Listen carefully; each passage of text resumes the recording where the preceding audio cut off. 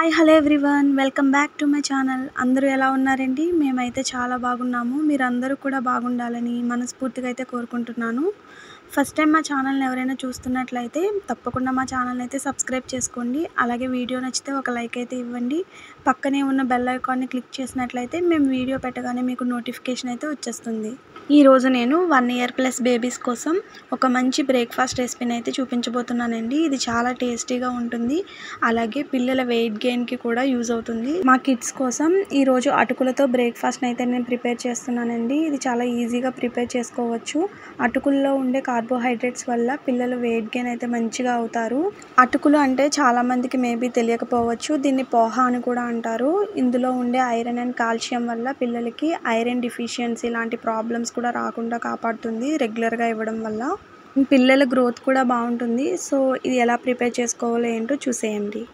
ఇక్కడ నేను కట్ చేసిన ఆనియన్స్, క్యాప్సికమ్, టమాటో, అలాగే ఒక పచ్చిమిర్చి, కొద్దిగా క్యారెట్ తురుము, అలాగే ఆలు తురుమును తీసుకుంటున్నానండి.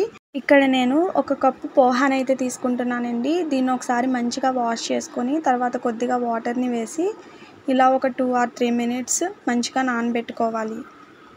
ఒక ప్యాన్లో కొద్దిగా ఆయిల్ తీసుకొని ఇందులో పోపు దినుసులు వేయాలండి. శనగపప్పు, మినపప్పు, ఆవాలు, జీలకర్ర, అలాగే కరివేపాకు వేసి పోపు అయితే పెట్టుకోవాలి.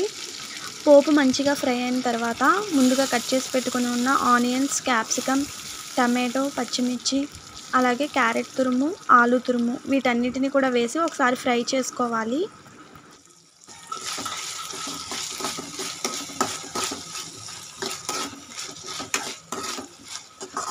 ఇప్పుడు ఇందులో టేస్ట్కి తగినంత సాల్ట్, అలాగే కొద్దిగా పసుపును కూడా యాడ్ చేసి ఇంకొక 5 minutes అలా మంచిగా ఫ్రై చేసుకోవాలండి.